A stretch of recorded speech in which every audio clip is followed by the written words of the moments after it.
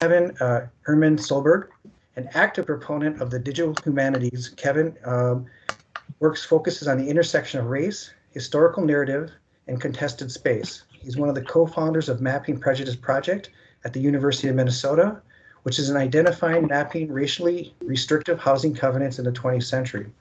Combining GIS, optical character recognition, and crowdsourcing, Mapping Prejudice weaves a traditional research methodology with cutting-edge digital tools to build a comprehensive spatial database for racial covenants for cities across the United States. In addition to his geospatial work, Kevin is also the lead web developer for his Historyopolis project. He holds a master's in geographic information science from the University of Minnesota and has developed multiple online mapping applications for the University of Minnesota, Prologue, DC, and Visible City. You can find some of his cartographic work in the Star Tribune, Open Rivers, and the Middle West Review. He is joined by Paul Mogish, who is an AICP, is a manager of the community planning at the city of Minneapolis, where he has worked as a planner for 15 years. The community planning team led the development of the Minneapolis 2040, the city's progressive comprehensive plan that focuses on racial equity, housing affordability, and climate change.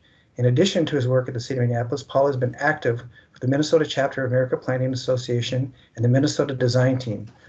Paul holds a Master's of Urban Regional Planning degree from the University of Minnesota. I will now give the floor to Kevin to begin today's presentation, which will be followed by our group conversation. And thank you again, Kevin, for joining us. Yeah, thank you for inviting me. Let me just make sure I get the screen share up here.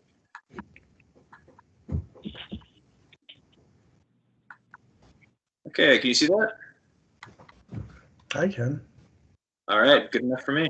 My name is Kevin Solberg. I'm one of the co-founders of the Mapping Prejudice Project, which is located at the Borchardt Map Library at the University of Minnesota. And as you heard in the intro, we're building a comprehensive spatial database of historically racially restrictive housing covenants. And I'll talk a little bit here in a moment about what that means. But the place that I usually like to start my presentations is by offering a snapshot in time and kind of looking backwards a little bit. So if you'll indulge me for a moment, here's a map that I built using historic census data from 1910. And what it is, it's a choropleth map showing the location of African-American families in Minneapolis in 1910. So the darker the shaded area, higher percentage of African-Americans. The individual numbers you see on top of those various polygons, that's the total number of Black families for that area. And a thing that kind of pops out a little bit, or at least it does to me, is that in 1910, the city is not particularly segregated. The area with the highest percentage of African Americans, it's kind of near north, what's now really the North Loop of Minneapolis, and it's only about 20% African American. There are also emerging Black communities sprinkled throughout the city. There's 12 Black families down by Lake Harriet in Linden Hills, down by Lake Nokomis, sprinkled throughout northeast Minneapolis, kind of throughout Ward 1 and along the Mississippi River corridor over south. So kind of that's what it's looking like right around the turn of the century, right? Well, just 30 years later, the picture looks very different. By 1940, for the first time in the city's history, we have majority-minority neighborhoods, and there's two of them. Old South Side, down by where Sabathani Community Center is today, very close actually to where George Floyd was murdered, as well as near North Minneapolis.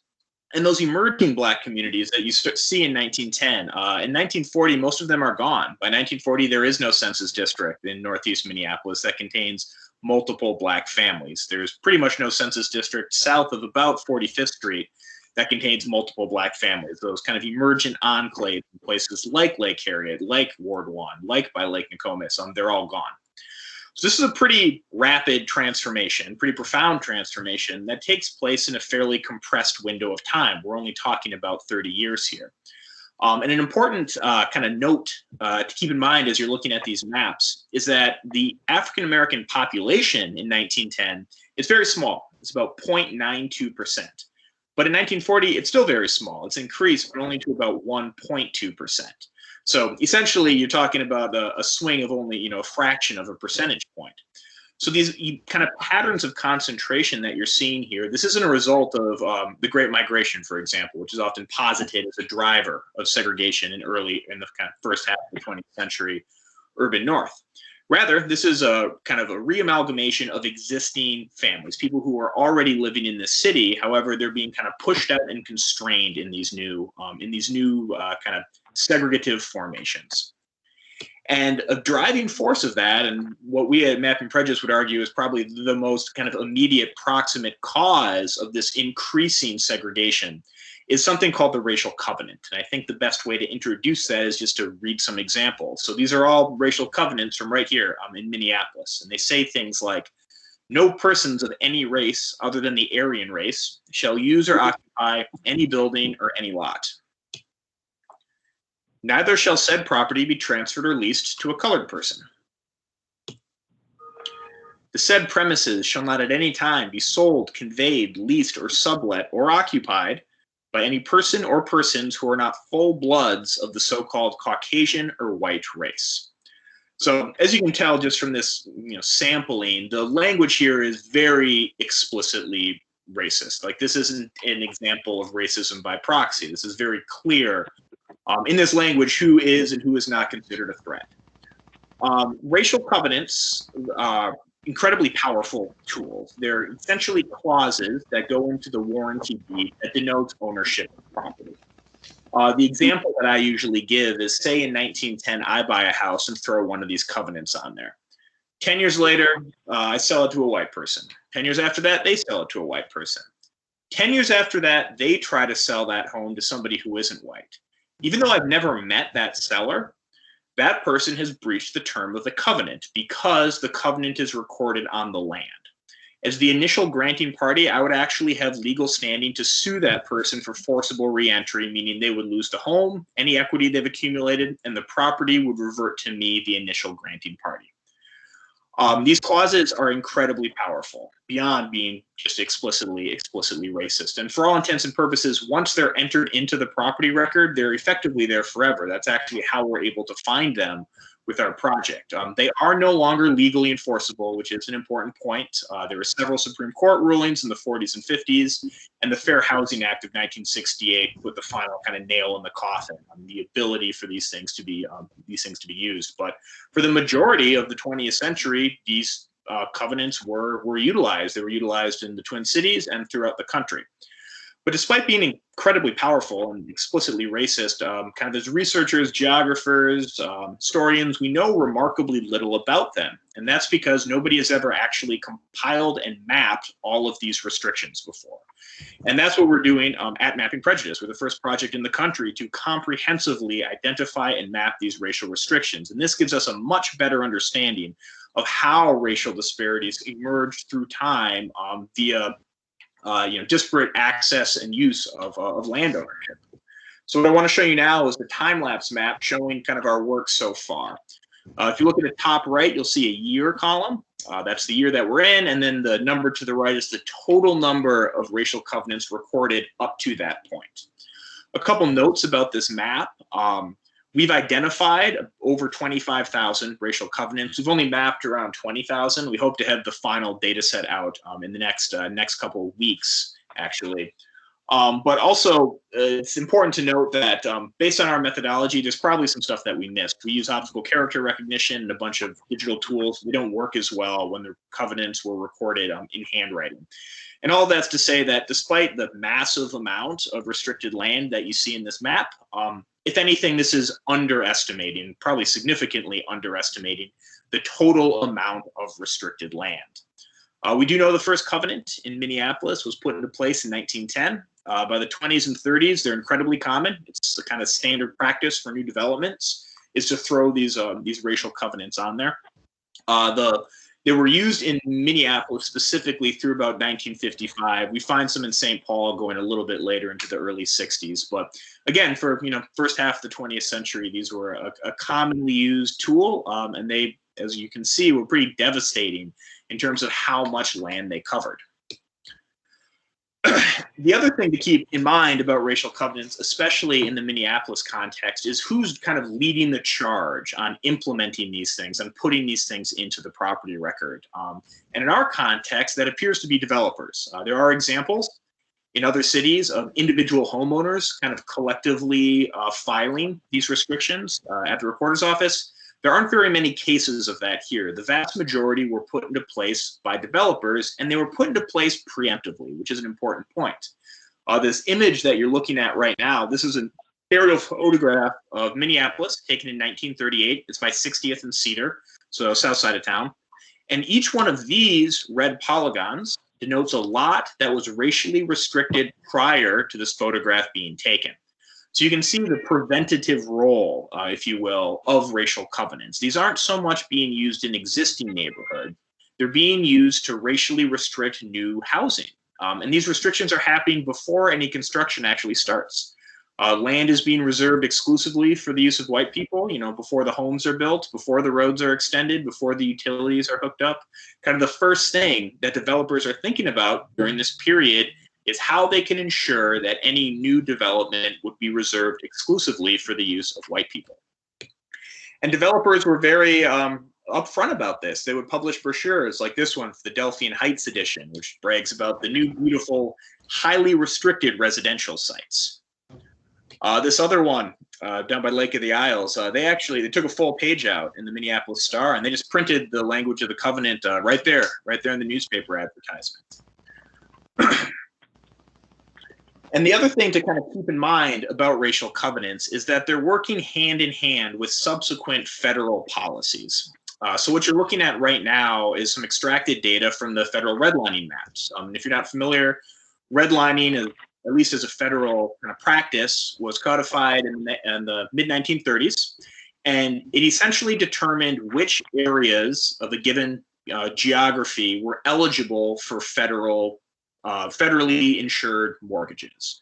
So it's kind of complicated, but the short version is if you want to buy a house in an area that was redlined or even yellow lined, that's that map on the left, you would have a very, very hard time securing financing. If you want to buy there, you basically have to have cash in hand. The inverse are the areas that are blue and green lined.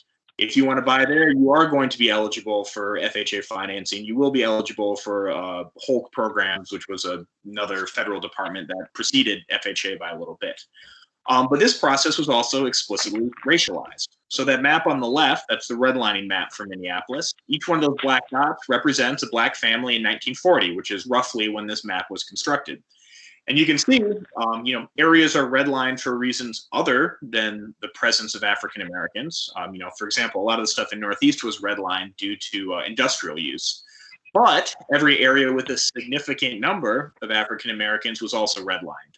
And in the FHA documentation kind of provided by the federal government, that connection is made explicit. They are intentionally giving bad lending grades to areas simply because African Americans live there. That map on the right, though, showing the desirable areas, have a lot to do. Kind of that ranking is based, at least in part, on whether or not racial covenants were present. That's what those red blobs are on that on the map on the right. Where the presence of racial covenants ensured a much more favorable grade. Pretty much every part of the city, excepting a little bit up by Shingle Creek, where there were racial covenants, got a favorable ranking. And again, the federal government was explicit about this. So what this means, though, for African Americans during this period is that there isn't much land in the city where A, you can get a mortgage, or B, you can legally live there, right? Large sections of the city and almost all of the suburbs are blanketed in these racial covenants. It's illegal for you to buy or even occupy a property there. Well, you can try to buy in the city, an area that hasn't been racially covenanted, some of the older housing stock, but those were the areas that were redlined, meaning that you were ineligible for any sort of mortgage, reasonable mortgage rate or financing. And this just didn't leave that much land left over where, if you aren't white, you can A, legally purchase the property, and B, secure any sort of financing. And in the cases where African-American families were able to surmount those obstacles, they were often met with white violence. This is what happened to the Lee family. It's a black family.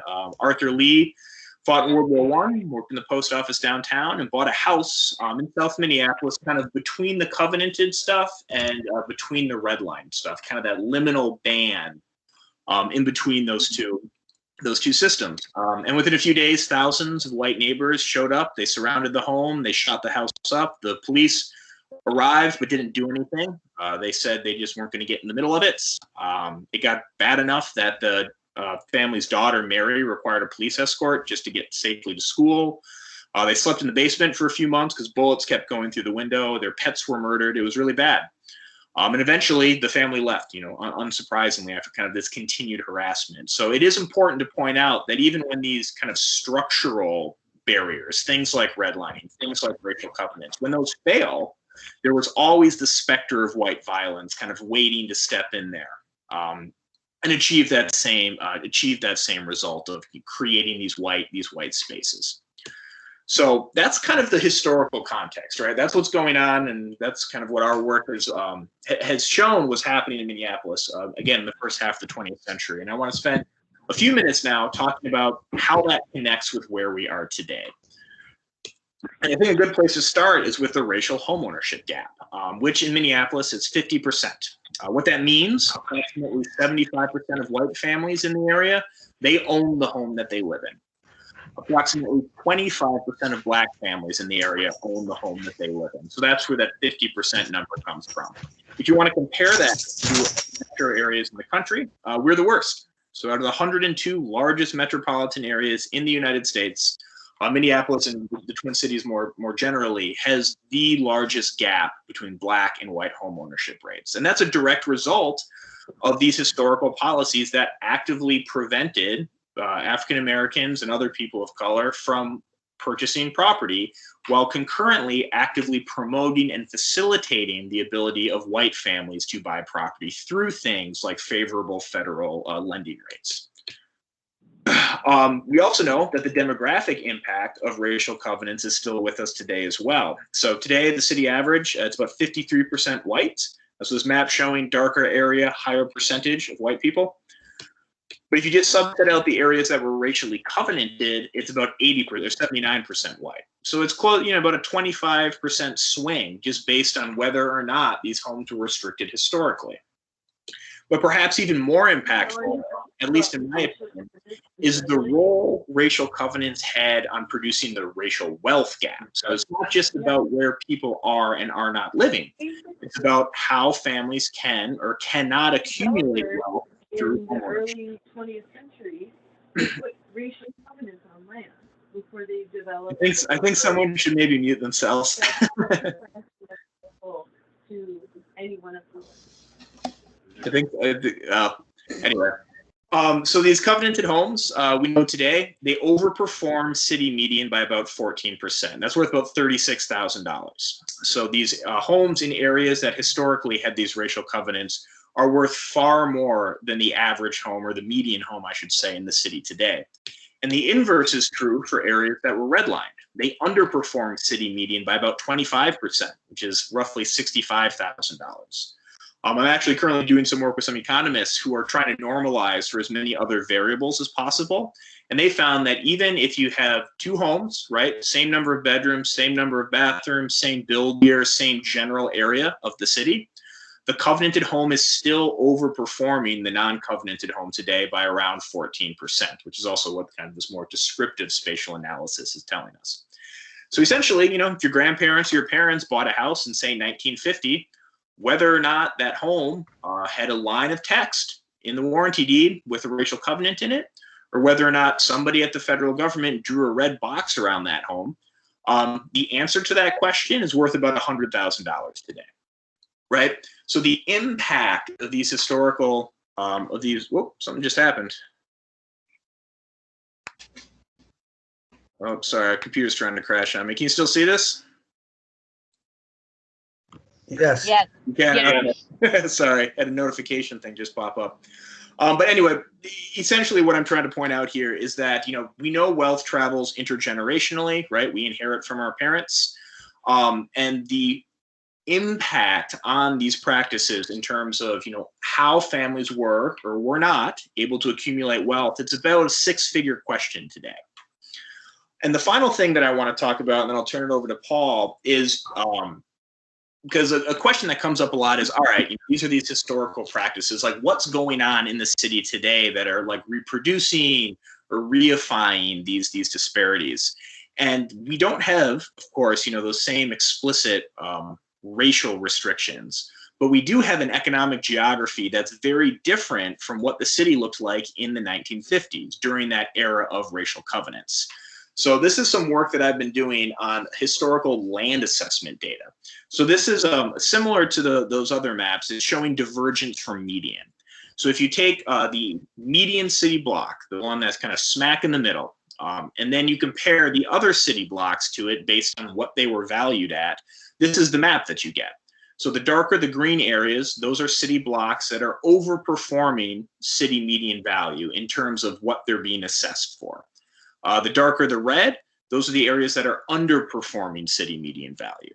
And in the 1950s, we actually had a fairly heterogeneous mix of what was and what was not worth money. Pretty much any neighborhood in the city, you could find land that was actually valued at less than what the city median was, even down places like Lake Harriet, Linden Hills, up by West River Parkway, for example. All of those parts, if you were white during this period anyway, it was fairly easy for you to find a home, even on a working class, middle class salary, pretty much in any part of the city you would want to live.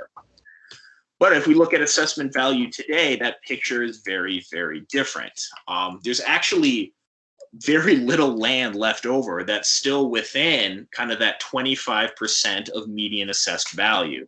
Land today tends to either be grossly overperforming, so like Southwest Minneapolis, for example, or grossly underperforming, such as North Minneapolis. Really, the only parts of the city that still kind of have some of that variability, it's part of Ward 1, although you can see in upper Northeast that's rapidly turning close to 50%, and part of South Minneapolis down in the Powderhorn neighborhood.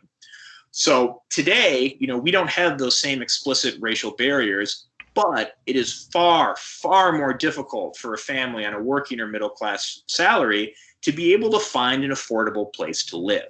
We don't have the racial covenant stuff anymore, but we have these financialized barriers where, you might want to live in Southwest Minneapolis, you might want to live in upper Northeast, but if you don't have a lot of money, it's just not going to happen. We don't have that same sort of flexibility in terms of land valuation. These last two charts kind of drive that point home. This is a histogram of the same data. So the highlighted column, that's the city median, and then it's showing how close other blocks are to the city median assessed value. And in 1956, it's a pretty good curve. The majority of land in the city is within 25% plus or minus of the median.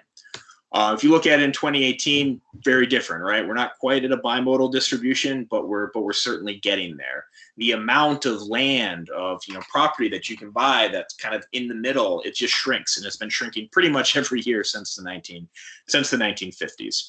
And that's one of the reasons why these racial disparities that we have become so entrenched, because we don't have the same sort of, the explicit racial obstacles are gone, but that kind of era of opportunities of the 1950s, of generous federal programs, of the GI Bill, a surplus of affordable land and affordable housing, that just doesn't exist anymore.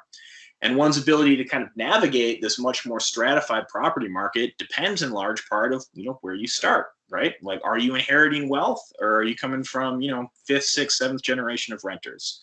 That's going to have a huge impact on whether or not, you can buy a home and accumulate value through home ownership in the 21st century. So if you want to learn more about our project, we have a website, mappingprejudice.org. Encourage you all to check it out. A lot of these maps are up there. And I think I've been rambling long enough, so I'm going to pass this over to Paul. Before Paul talks, is there anything specific to what Kevin has presented that might need clarification? We certainly can have conversation after Paul, but just in case there's a clarifying question, while it's still fresh in one's mind. Lisa, do we have anyone had a clarifying question in the chat? I am not seeing anything in the chat. Okay, well then we'll give it to Paul. And Council member, you may want to remind people that we're recording, because we do have a question. Nicholas Grand Fox has a question. Certainly. Can you hear me? Yes. So for those of us who don't know the city's industrial infrastructure real well, can you speak a little bit about how the spatial maps you talk about, like how the environmental racism or other like industrial waste or those sorts of things, contamination, play into it? Sure, I can talk about that briefly. If you're interested in that, there's a separate project at the U right now called the CREATE Initiative that's focused specifically on that. So these relationships between kind of green systems and natural systems, and kind of these racist regimes. In Minneapolis, we do know there are kind of close correlations between public health disparities. So things like asthma rates, proximity to living next to industrial sites, and concentrations of people of color. And it's kind of a chicken and egg question in some ways, although like whichever way it is, it's still really bad, right? So there's been a lot of scholarship on how kind of hazardous sites are intentionally located in communities of color. There's also been a lot of research on how communities of color are often forced to live next to these hazardous sites because of these other systems that are going on, right? Like if all the single family zoned areas, for example, are also the areas that have racial covenants, you can't live there if you're Black. You have to kind of locate next to these less desirable spaces. But one of the things that's really interesting about that, or I'm not sure if interesting is the right word, but one of the things about that that's starting to come full circle, though, is the role that gentrification is playing in all of this, where a lot of the historically industrial sites have now become desirable property again. But because racial covenants, redlining, all of that stuff did such an effective job at preventing African Americans specifically and other people of color from actually owning property, the financial benefits to kind of this reimagined land use aren't going to the people who necessarily live in those areas. It's going to the people who own the property in those areas. And that's one of the things that was most brutal about redlining, because you can't get a mortgage there anymore. The only people who can afford to buy are people who have cash in hand, and then tend to be either speculative land investors or slumlords. So as those kind of industrial areas that were historically redlined are now becoming highly desirable, the benefits from that reappreciation aren't going necessarily to the people who are living there. They tend to be going to the people, the entities, the organizations who have benefited from these historical systems of inequality. There's a question also from Liz W. Yeah. So am I interpreting this right, that the best way to improve a family's overall income, building the wealth, is by owning a home, not renting? Correct. So for the majority, this is true for middle class families. Once you get into like the really wealthy bracket, it's different. But the kind of average, the largest source of wealth for the average middle class or working class American is the home that they live in, the equity they've accumulated. That tends to be the biggest source of wealth that they have. So if a bunch of apartment buildings are built, that doesn't relieve that pressure like more homes would? Potentially. I mean, it depends. So yes and no. That's a little bit more of a complicated question. But it depends like what rents are. So like a property, and it also depends like the mode of home ownership. So for example, during the foreclosure crisis, people had been preaching that, yes, home ownership, that's the way to accumulate wealth, right?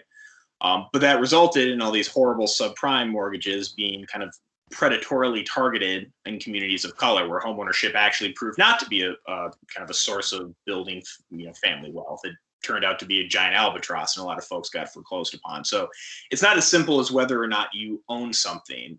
It also has to do with the mode of ownership and whether or not kind of these other predatory systems are kind of interlocking or not. And it also raises just this broader question of whether or not it's a good thing to have so much of individuals' wealth tied up in the home that they live in. Like, should housing be a right, or should it be an investment? I mean, that's kind of a little more of a theoretical question that's getting a lot of play right now in some of the kind of more academic research. But that's another thing to kind of keep in mind as we're thinking through all of this.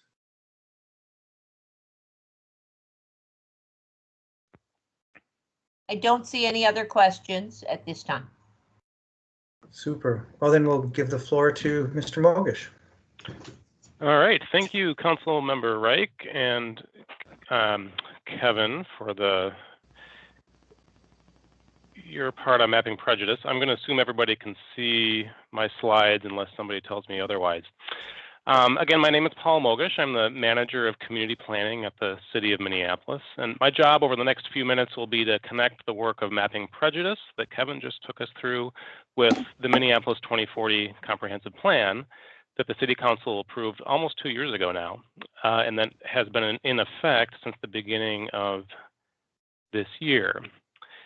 Now, a little context. So for the first time in decades, Minneapolis is growing in population. You can see that we peaked around 1950 at a little over 500,000, followed by a pretty sharp loss in population, a plateau, and just now over the last 10 years, we've seen a marked increase in population. Not all the way back up to where we were, but the Metropolitan Council is forecasting that we'll be up to about 485,000 residents of Minneapolis by 2040. And so population growth tends to be thought of as a good thing. It's a sign of a healthy city, right? And growth in a central city like Minneapolis is the most sustainable way for a larger region like the Twin Cities to grow from an environmental standpoint. But it's also really clear that the benefits of that growth are not shared by everyone. And these two articles from The Atlantic that were posted just weeks apart in 2015 illustrate that duality that we face in our city. Minneapolis is a great place to live. We have a strong overall economy. We've got great recreational and cultural opportunities. The weather's nice sometimes. It's a great place to live if you're white. Minnesota and Minneapolis, Kevin covered this well, but I'll reiterate it. Minnesota and Minneapolis also have some of the worst racial disparities in the nation when it comes to measures like income, like wealth, homeownership, as we saw, education, and even health outcomes. So that really big problem, which is really an emergency, frankly, was at the forefront of everybody's minds when we, as the city planners, began the process in 2016 to do our regular every 10-year update to the city's comprehensive plan. That's a thing that we have to do under state law. And so when that process started a few years ago, we went out to the community. Of course, we did open houses and lots of fun stuff.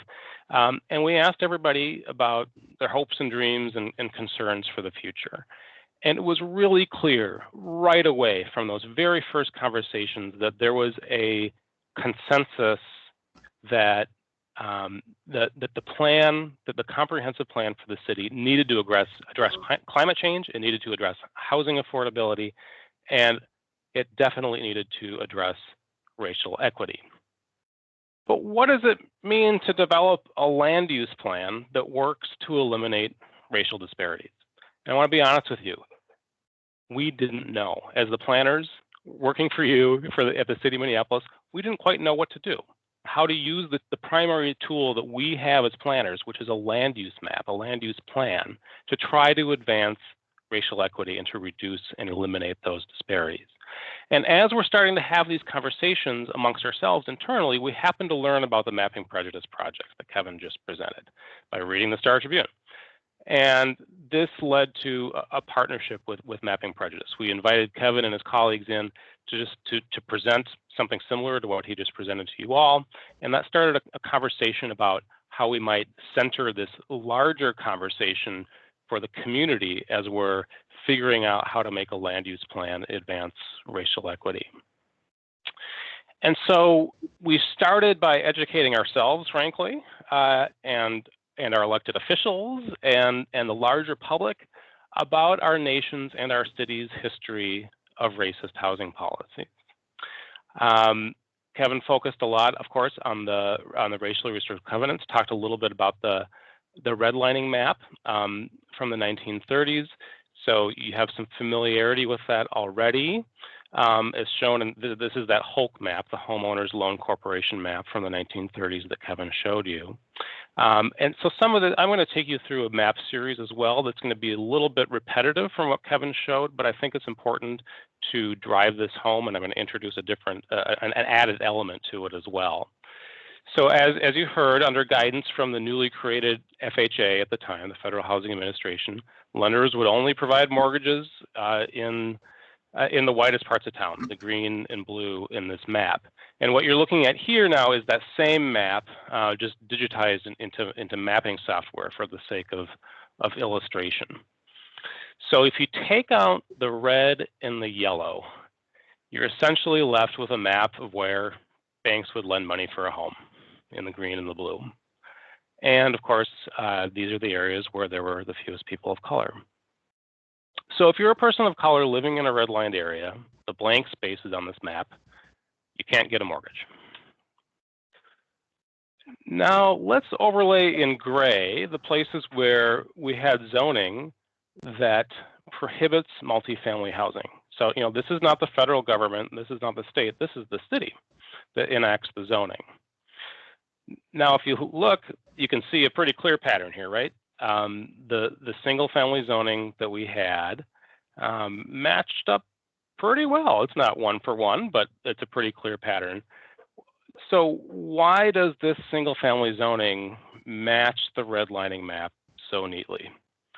Well, the FHA actually encouraged cities to enact zoning ordinances that would help lenders protect their investment. So think about if a polluting factory is built next to a home with an FHA-backed mortgage, of course, the property value might go down. That's bad news for the property owner, bad news for the lender. But here's where it gets more sinister. The FHA, in their underwriting manual from this time, essentially equated people of color with those neighborhood nuisances like factories. So the prevailing attitude was, if a black family moves in next door, my property value will go down. So if you're a person of color who wants to live in one of these blue or green areas, of course, you're probably not going to get a mortgage even there because the banks will discriminate against you, and then you certainly won't be able to live in an apartment building in a blue or a green area because they're not allowed by the zoning, which the FHA encouraged cities to enact in the first place. And of course, as Kevin so eloquently took us through, even if you could find a lender that would give you a mortgage, the real estate developers were using racially restrictive covenants in these same areas. So as a person of color, you weren't allowed to live there at all. And that had the force of law for these properties that had covenants. So through redlining, through restrictive covenants, with the help of zoning, people of color were left out of these neighborhoods, and as we've discussed, left out of the wealth building opportunity that went along with owning a home. And as we saw, the legacy of these practices is really still quite apparent today. The places, as Kevin showed us, where his project found racial covenants are still the whitest parts of the city today, or are still predominantly white today, I should say. And of course, court decisions striking down these practices and the Fair Housing Act, both at the federal and the state level, didn't magically make this problem disappear.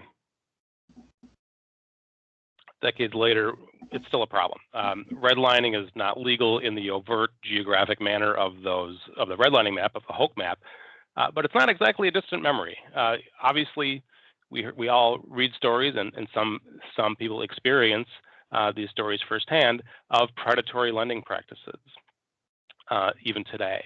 And while racially restrictive covenants aren't enforceable any longer, it really hasn't been very long since they were.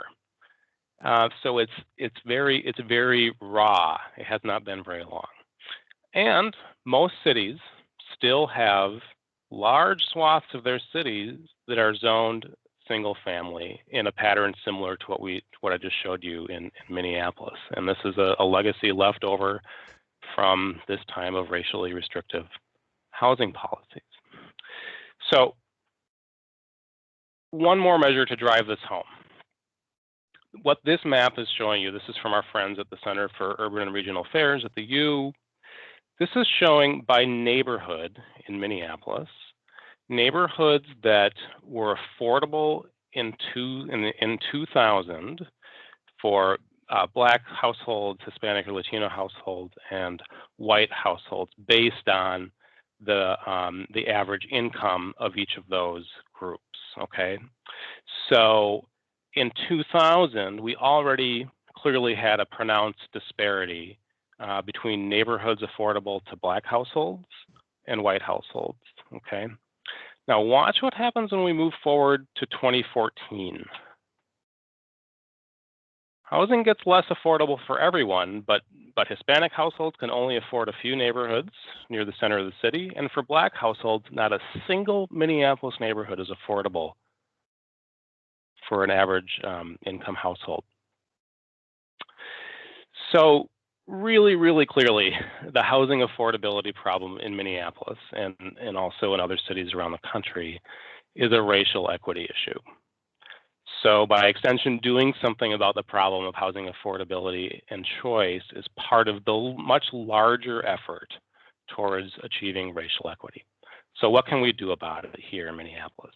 Well, first, let's talk a little bit about why it's happening. So the housing affordability problem is disproportionately affecting our BIPOC communities for two main reasons. We have income disparities and we have wealth disparities. And we talked a lot about why those wealth disparities exist. Okay, it's in large part due to those the lack of opportunity to build intergenerational wealth as a result of those racist housing policies. And of course, now today, the cost of housing is going up.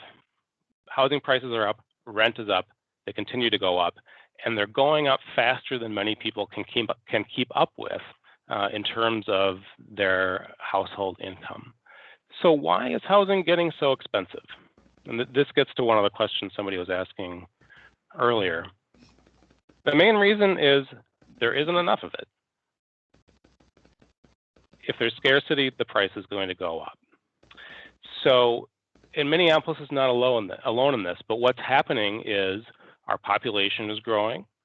Our population, as the population grows, so does it happens hand in hand with an increase in jobs, employment in the region. So we're looking here at the whole Twin Cities region because, as you know, we have open borders between Minneapolis and our neighbors. You can cross those borders, and some people work in other communities and live in another one. So we have to look at this at a regional level. What's happening in the Twin Cities and all across the nation is that population growth is happening faster than housing growth. So not everybody has a place to live, and the law of supply and demand takes over, and housing gets more expensive. So the housing gets more expensive for everybody, but with the disparities that we have, that means that disproportionately affects people of color. So what do we do about that? Well, it's a lot of things, but step one is to make sure that we can build more housing, simply to keep the problem from getting worse. There's just no way around that. Now, most of this new housing will be in larger multifamily buildings. Just the way it has to be. Minneapolis is growing in population, but it's not growing in land area. We have 54 square miles in the city, and we're not going to get a 55th square mile. So building more housing means it's going to be in multifamily housing. So we need to make sure that multifamily housing can be built in the places where it's most sustainable to do so. So like downtown, of course, and that's happening. And also on our transit corridors throughout the city. So that if new housing is located near transit corridors, then people can take advantage of that if they choose. And then we're growing more sustainably. So that's where we'll see the housing supply increase the most. But not everybody wants to live in an apartment, right? And that's where choice comes in. If you look at the kind of the range of the types of housing that are being built in Minneapolis or have been built, say, over the last 10 years as the population has been increasing, it's either larger apartment buildings or it's new single-family homes that are replacing older single-family homes on the same property. And really nothing in between.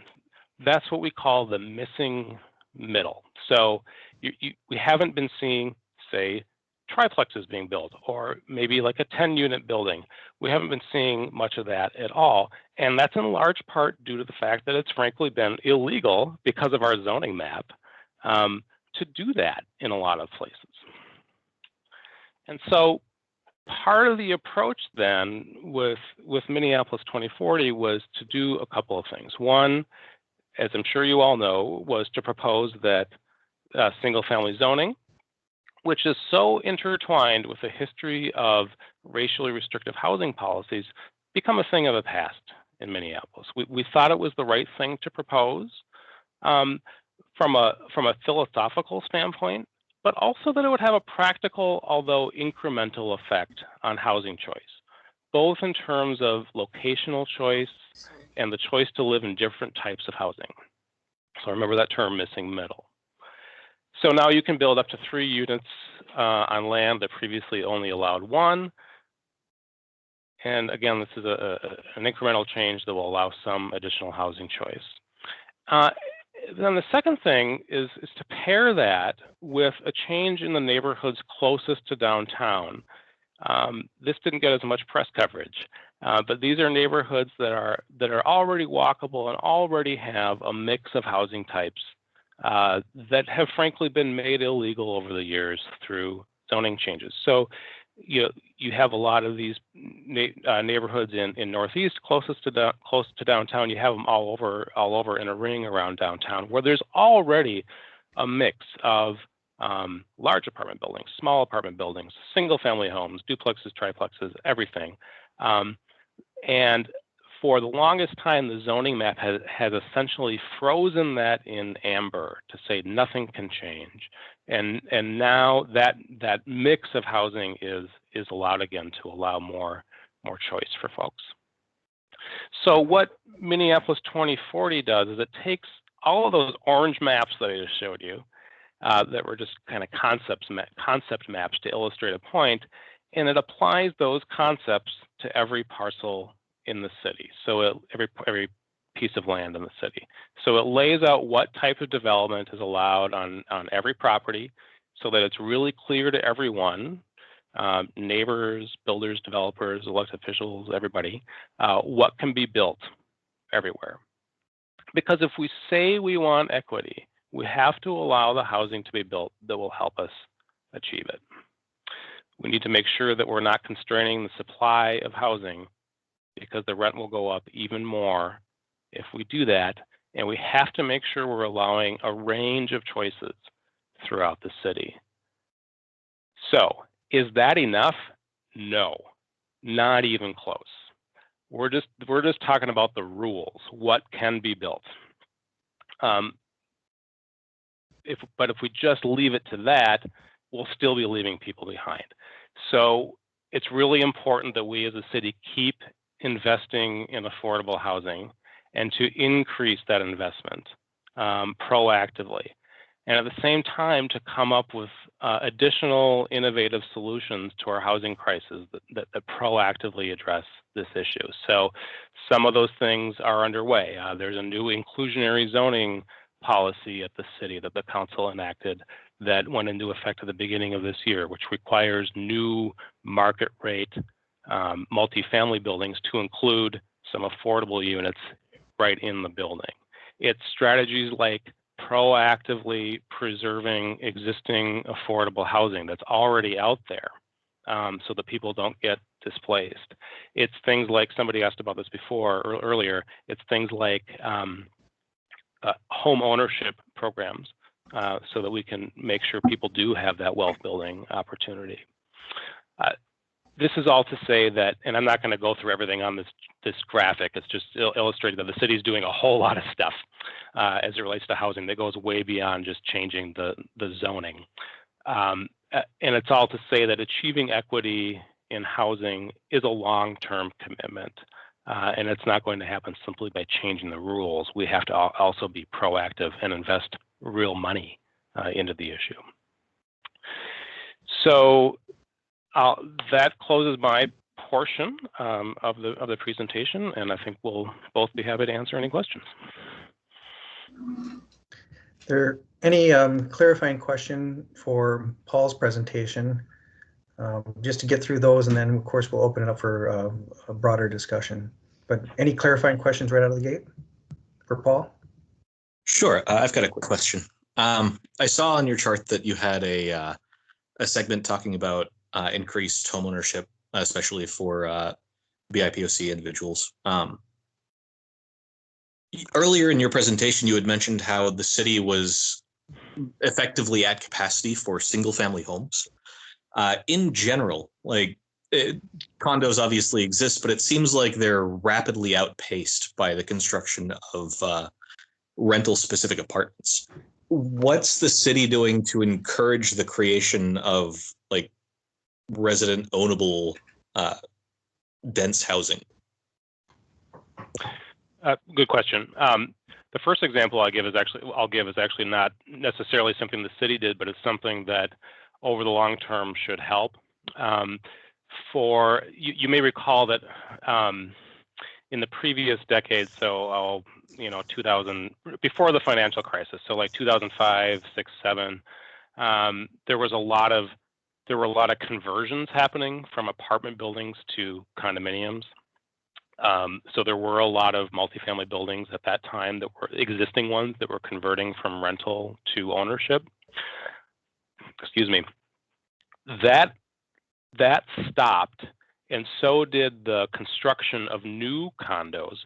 Almost completely stopped not long after that, because the developers of condos were getting sued a lot by the homeowners the condo associations, okay, for all sorts of maintenance reasons and so on. And so there was a state law that changed that kind of made that problem not as much of a problem. And so we started to see a little bit more condo construction during this latest housing boom. So we'll see what the trajectory is of that, if it makes a big difference over the long term or not. But it's also just all wrapped up in financing and how development is paid for and so on. And I'm not an expert in this, but for whatever reason, that tends to go towards the rental market more than the condo market. So what is the city doing? Well, the city lobbied for that change, I believe, in state law. And as I mentioned, the city does have a number of home ownership programs as well. I'm not well versed in all these programs. I'm the planner, not the housing expert, but yeah. But this would be a good example of how an exercise of focusing a historical racial lens on future planning brings up these issues in a way that would be different. Otherwise, we would strictly have a 2040 plan was pure growth. But now we have to accommodate growth plus these other issues, specifically the racial issue that brings up wealth building and home ownership. And to the extent all other issues aside, that now has to be front and center in future conversations with our housing policies. And I guess I say that to highlight how a framework of analysis and a framework of planning sets up the policy discussion. It doesn't solve the problem per se, but it focuses the discussion in a different way that highlights things in a manner that probably wouldn't be there if not but for that focus. And so I am very keen on this ownership component, but ownership specific to the other goals that we have as a city. And to be honest, we need to develop tools that maybe we previously had done, and maybe even explore some others or some combination thereof. How do cooperative ownership and land trusts go together? We have examples from decades previous of the one. We currently are engaged with our nonprofit partners in the other, but then the question is how could they be combined or expanded? And what would be the policy basis for that? It would go back to our mapping exercise to no small part. So good question, and thanks, Paul, for framing that. Planning doesn't solve everything. Otherwise, you'd be paid more. We have a question from Liz. The push for affordable seems to be funding them through TIF districts. Do the number of years of the TIF district equal the number of years the buildings must remain affordable?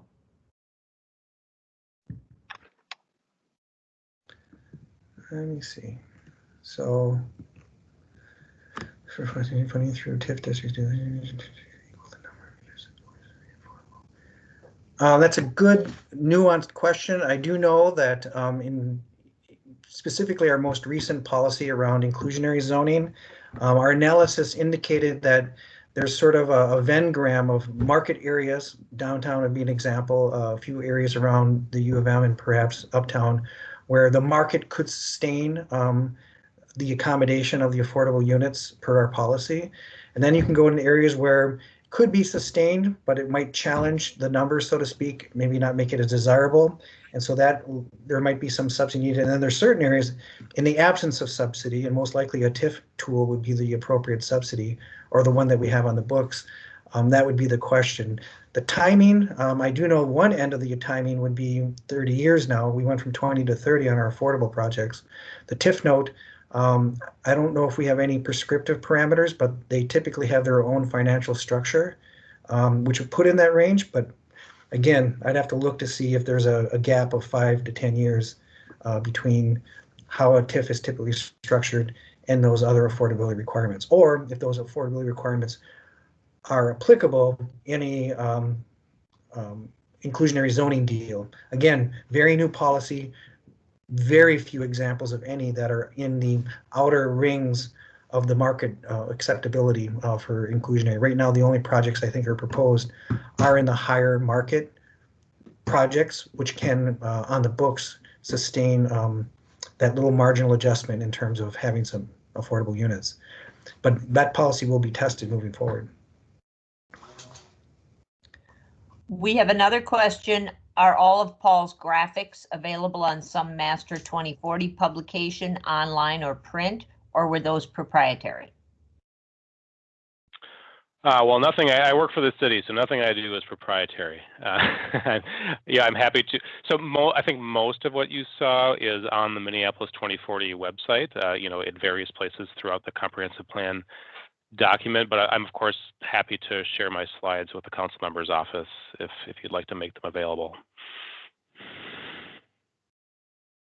Wendy Mencken has a question. Go ahead, Wendy.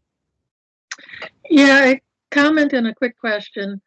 I live over in Southeast Como, and basically what's happening over here is been happening for a number of years already, is exactly what the Minneapolis 2040 plan is encouraging, which is a developer-driven vision of a community.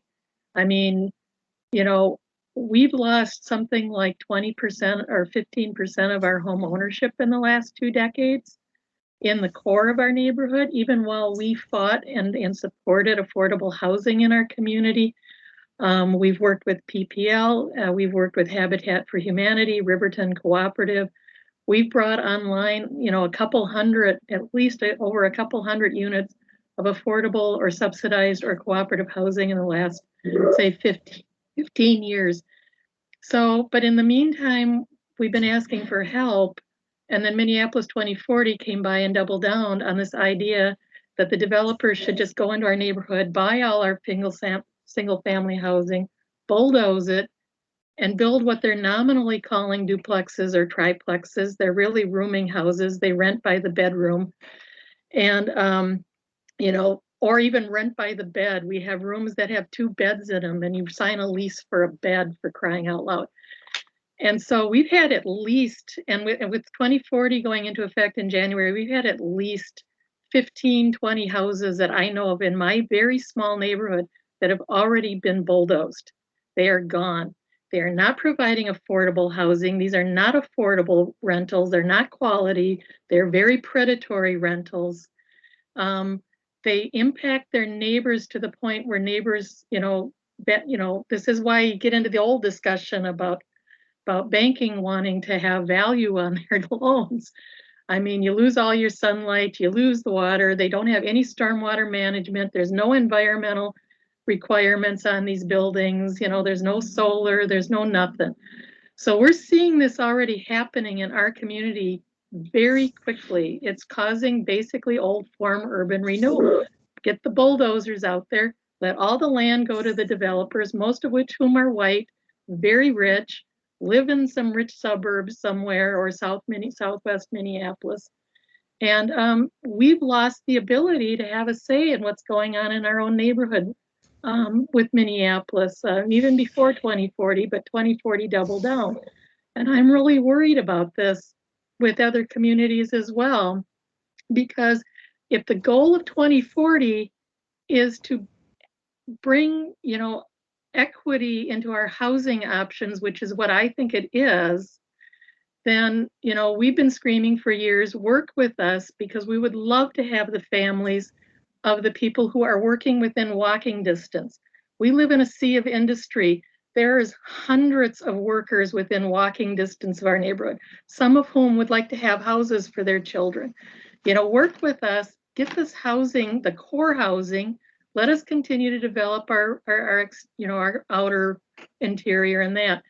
So I'm very disappointed in the 2040 plan, because I think it's the single most a document designed to transfer land ownership to fewer and fewer individuals, and really goes counter to the goal of the plan. I'm particularly curious about the question. I looked at the mapping as you were presenting it about what you're calling the outer neighborhoods, particularly the Southwest South, but even in the North Side, where they were sort of now protected in Minneapolis 2040 with this lower density. Well, if they're going to be the areas that still are the areas that can have single family housing, those values are going to go up, and only the rich are going to be able to afford single family houses in there. And I find it interesting that on all of the maps, especially Southwest and South, that southern tier of the city was, redlined, covenanted, and whatever, and the decision was made to kind of continue to protect it somehow in this plan implicitly. I mean, I don't get the logic behind that. I don't know if you can flesh that out a little more. I mean, you got a neighborhood that had covenants and redlining, and now it's also going to not have to take any additional density that the rest of us are told we have to take. So that's actually my question. I don't know why that decision was made. I haven't seen anything in writing that gave reasoning why you would double down on those areas of the city that already had been protected for decades, to have the type of housing that they wanted to have. Not that I want to throw them under the bus either, but this is a question of equity.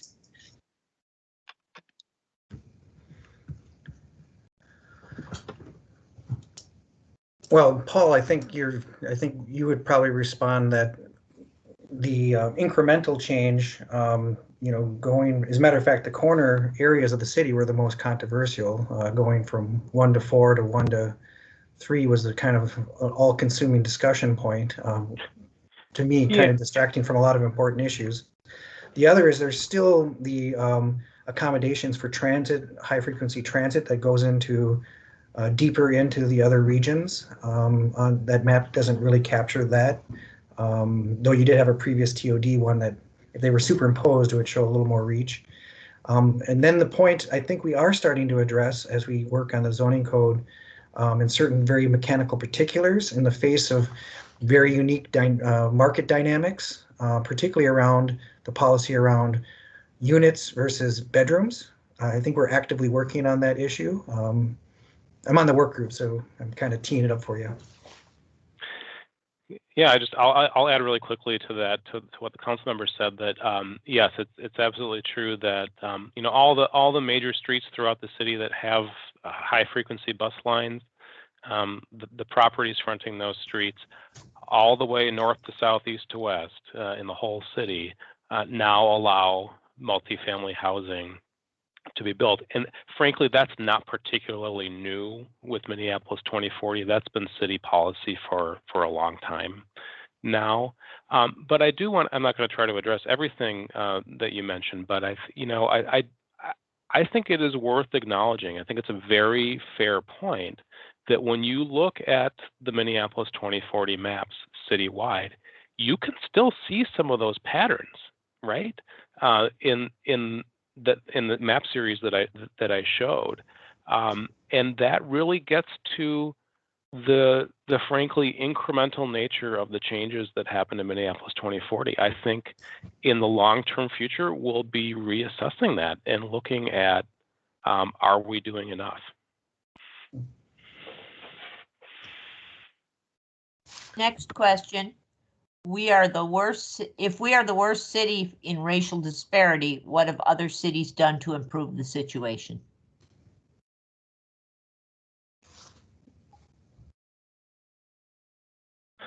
Not enough. We have a housing crisis here that is bad for our city. It's worse in other places. It's worse in places like San Francisco and Seattle and other places. And to be totally honest, a lot of those places have started asking us how we were able to make the changes that we made here, even though they're new. The dial is not moving yet. It's very early.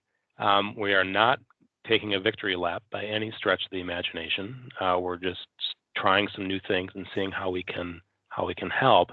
But the truth is, there isn't enough happening in any city to address these issues. And as much as we have a lot of work to do still as a city, we have emerged as a leader in working on these issues at the national level.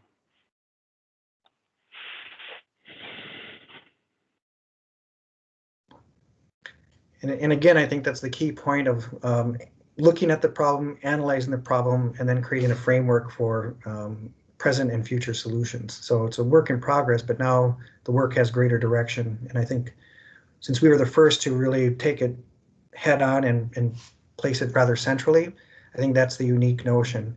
And a lot of the things, what makes the worst disparity, a lot of it's what stat are you looking at? I would suggest that much of Manhattan is not approachable for anyone of any color by any stretch of the measure. And so it kind of eliminates the disparity because it's just, it's like no one can afford it, except for a very, very slim swath of the international economy, let alone the local economy. And I would similar say that an average person in San Francisco would be lucky to get something in Daly City, a nearby suburb.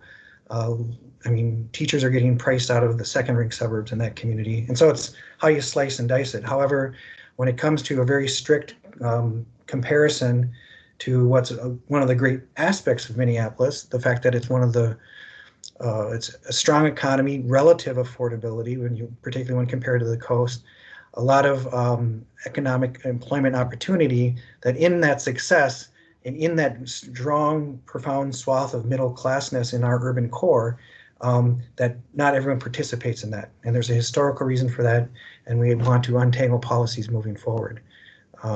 So in many cases, the strengths highlight our weakness. Council member, you're breaking up a little bit. You might want to shut your video off. Okay.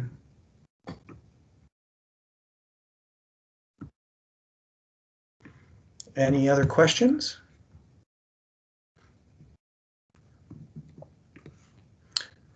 Is there one? Can you hear me? Yep, we can hear you. Yes. Okay. So I see. Okay, go ahead. I see a mention, emerging model of cooperatives to make positive change. Can you expound more on what you're imagining in that space? Well, strictly speaking, for whatever reason, somewhere around the 80s, where previous decades of cooperative housing had been a real phenomena in the city of Minneapolis, it sort of stopped happening. And I know our affordable initiatives, be it for homeownership or much of it for affordable rental with our nonprofit partners, and there's a few for-profit folks in the mix, and our programs and subsidies are really geared towards that production, very important production. We've not seen either the interest from the market or our typical housing partners demanding any programmatic changes. And so my question is, what would we need to do to say we are in the market for the cooperative model? Marketplace or nonprofits come to the table and see what we can produce. It's just been not part of the conversation. And so I want to initiate the conversation, see what tools could be meaningful for that type of production. And the reason why I'm keenly interested in it is because you do get that ability to invoke certain social goals such as affordability, but I would say democratic ownership has its own merits, and the affordability equation in one package, if that can be achieved. And so I'm keenly interested in that. Housing development staff, not necessarily planning, are aware of that, and we are exploring what we can do to get that conversation going and understand if is there a missing political tool, or is there some dynamic in the marketplace that we need to understand better. So that's where it's at, but we are pursuing it actively because I think it's a missing component in our mix, and used to be a very strong component in our mix. And statewide is still a strong component, particularly for affordable senior housing. It's happening throughout the state of Minnesota, but not so much with us. And we do have goals around all socioeconomic groups and affordability that aren't being met.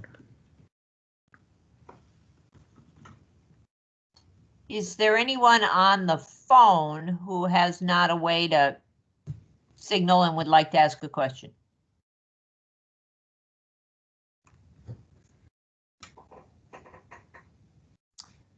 Okay, next question. My house is 120 years old. Can one of the experts here speak to the current state of housing stock in the city? Is it time for renewal?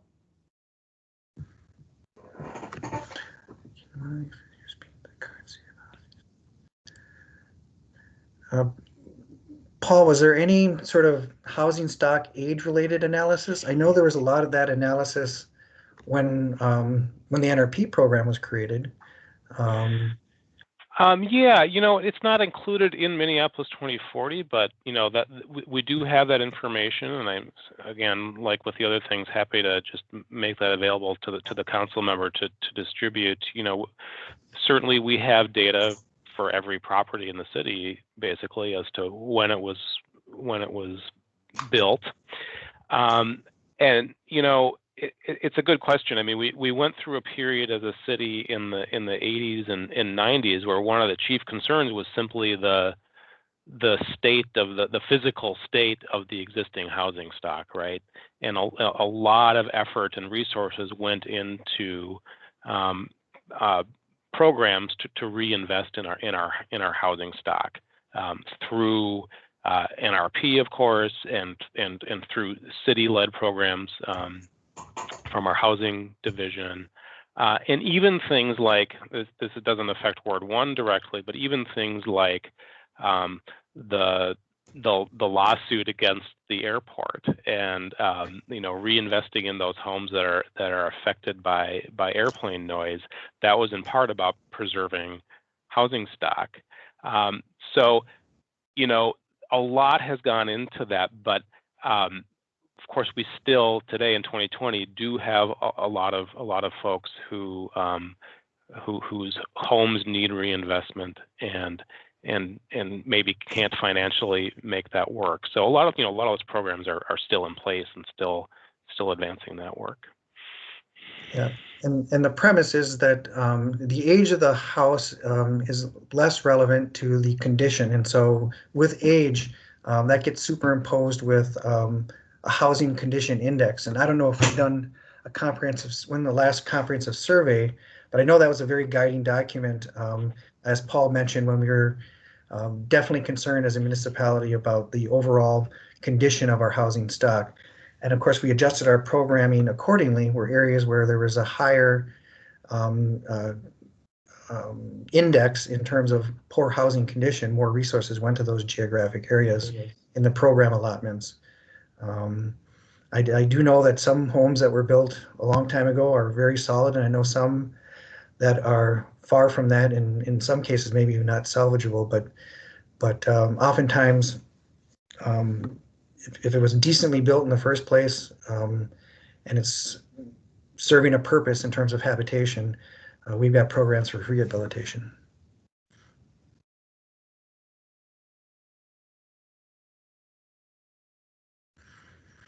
And many of the neighborhood groups still have housing dollars on their books. So wherever your 120-year-old home is, I would contact your neighborhood group, or you can contact my office as well.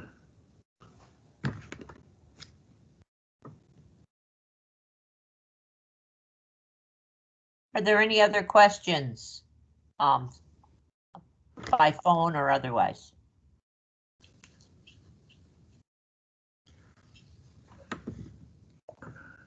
Maybe give a couple minutes for people to type a question. Wendy Mencken has another question. Go ahead, Wendy. Just a question about process. We're getting the new developments on our corridors, and basically the neighborhood has no say in what's going on, because as long as they supposedly fit the criteria of 2040, where we're getting a little frustrated, besides the lack of input and notification, is and with the new zoning thing, we got a 45-day zoning window that we're not going to have any public meetings on. What I'm questioning is the goals in Minneapolis 2040 are implicit. I think everybody agreed with the goals of a lot of the goals in Minneapolis 2040. Development projects, the zoning changes that are going to be proposed are all about supposedly meeting the goals of Minneapolis 2040. Can we develop a way that we assess these developments that are being done against the other goals of Minneapolis 2040, such as affordability, such as environmental impacts, such as neighborhood livability, reduction or increase in green spaces? You know, the majority of the Minneapolis 2040 document is not the zoning land use, but the land that has the biggest impact on neighborhoods. And yet these developments are not being measured against any of the other goals, objectives, you know, or criteria found in Minneapolis 2040. I think that needs to become part of an assessment of any project out there. Maybe it could be a scorecard or something. How does it help seniors stay in their neighborhood? You know, whatever. But we've got to start measuring this stuff against the actual goals of the plan, Minneapolis 2040, and not just simplistically back on the zoning criteria. That's just a comment. Well, and I think it's a point well made. One thing what a plan does is, you know, obviously it sets out objectives. It looks at trends that should be responded to proactively. As another realm of policy guidance there, of course, population growth wasn't an ambition with this plan. It was just a recognition of something that's already happening and is projected to continue to happen for the next 20 years. However, you know, the broad frameworks still have to be aware of other goals, as you pointed out, but also other dynamics, market dynamics. It's one thing to say something that I'm working on, and Paul is very familiar. It's one thing to say that we want to have mixed areas of transit, places where people can make things and live in these commingled areas, similar to the ILOD that we have now, industrial living overlay districts, but more affirmative of that commingling. And that's one thing to put that on a map and color code it. It's another to have the marketplace interpret that correctly and act accordingly. Similarly, you have certain dynamics that are very unique. And Southeast Como, of course, is in the greater university area, which creates a market dynamic that is not only different, but very extreme and potent. And so moving forward with our codified zoning land use, that's going to be the nuts and bolts within that. I think that's a place where we can come up with goals, objectives, scoring mechanisms, and other considerations that take into account market dynamics that would be typical of a certain area that may not be typical of the broad whole city, which the 2040 plan has to be a broad city plan. And I think some of that work is being chipped at with a work group that I'm on, and Paul, of course, is staffing. And part of it will be the process of how the plan gets implemented post zoning code amendments. But yeah, if we are ignoring other objectives, particularly the objectives around the racial situation that prompted so much of our analysis around land use, that would be a big miss. And we can't really rely on the market to fill that. So other policies would be needed. Next question. there's only one form of non-subsidized affordable housing that can be purchased new, and that is the manufactured home. The underclasses in this country know this. Could you talk about why cities mostly prohibit them, and if you think this is intentional to keep poor people out? Paul, anything, or Kevin, anything in your analysis that speaks to this type of housing in class and or racism? Yeah, I mean, I think there are a lot of cities that have, banned trailer parks and things like that for probably pretty explicitly racist reasons. In current times and where we are in Minneapolis, when you're talking about things like building code and life safety, that's something that's regulated at the state level. Cities do not have the power to change that. So, the way that works is that the city can regulate things through zoning, like the size of homes and the setbacks from the property lines and things like that. But when it comes to construction quality, that's a building, primarily a building code thing. So construction costs are high, right? And that is something that contributes to housing being too expensive for a lot of people. The biggest thing in a central city is the land costs. And that's because of the supply-demand mismatch.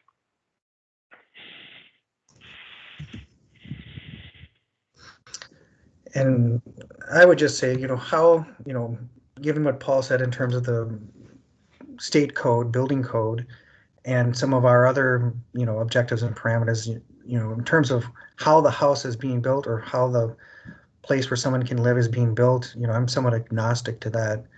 As a matter of fact, some of the solutions that we're very vigorously exploring in terms of transitional housing for the homeless or transitional housing from supportive housing to independent housing, these are the very models, manufactured product are the very models that we're looking at, in part because of their ability to build things energy efficiently and cost effectively. Again, these are sort of on the edge of some of our new tools we're looking at with new partners, but I would have to say it's emerged very strongly, and a lot of our attention are being put to these very, very types of housing. In addition to congregate living being relooked at, social supportive, cluster developments are being looked at, and all of that is with the manufactured home, and in addition to something that used to also be prohibited to a certain degree, the tiny home.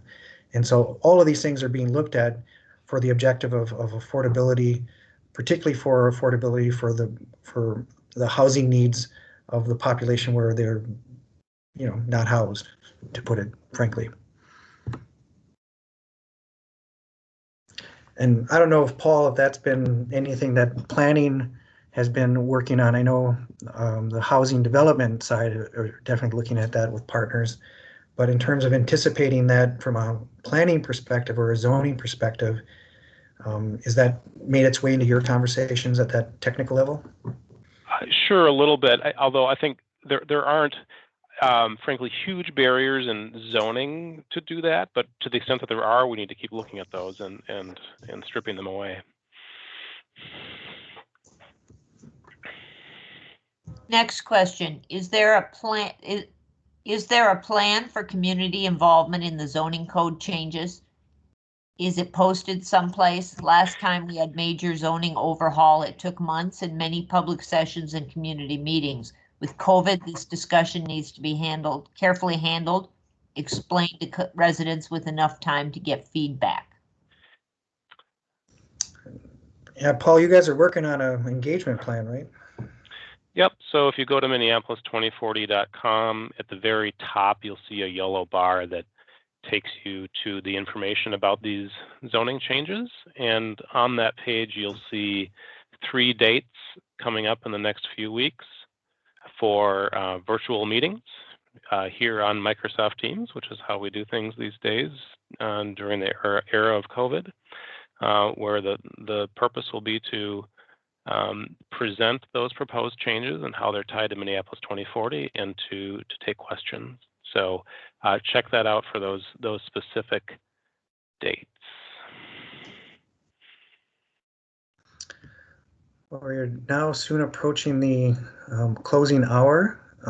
Any remaining questions? Certainly anyone can contact my office for any additional follow-up or any thoughts that didn't get conveyed that you want conveyed at any time. And certainly we can connect you to information that we might not be privy to if that's needed as well. I will definitely thank both Paul and Kevin for joining us today, taking time out to do that.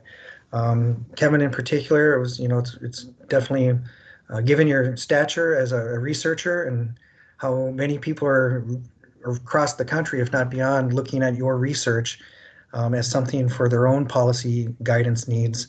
I think that's a little bit of local Minnesota pride to say that you're one of our own. And certainly we're very grateful for you taking your time, sharing your very valuable research in this.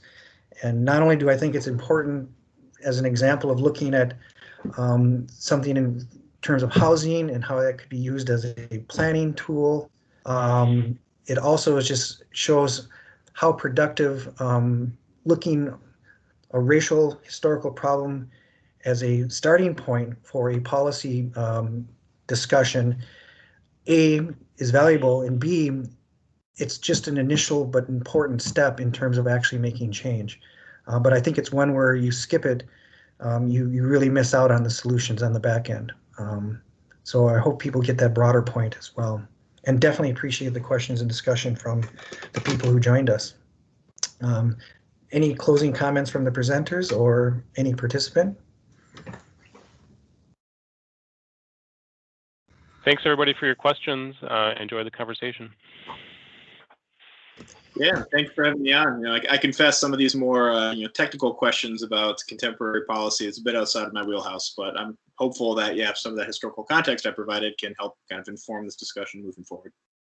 No, very grateful for that. Thank you. Well, thanks for participating. Continue to stay engaged, and certainly do any follow-up as you feel necessary through our office. We can connect you to what you need that way as well. With that, it's too bad we couldn't have done this in person, but I'm glad we're able to have the conversation nonetheless, and I hope people found it valuable. And with that, I wish everyone a good evening, and thank you for participating.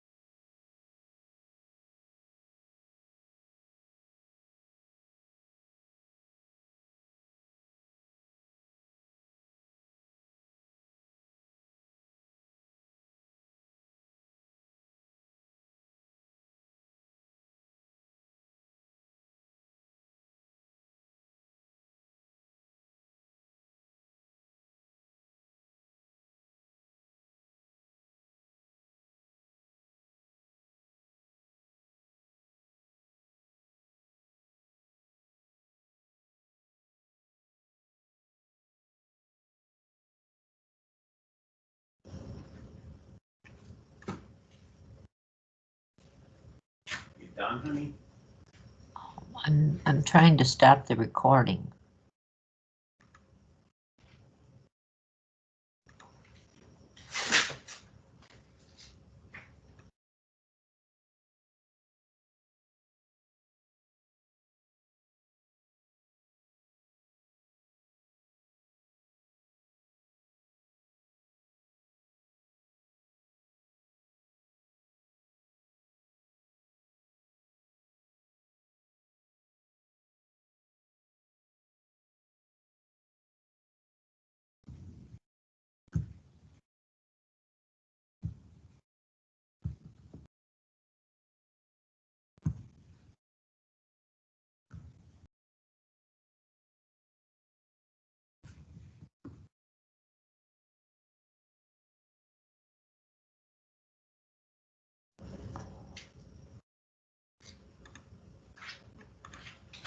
guess my homeowner's policy.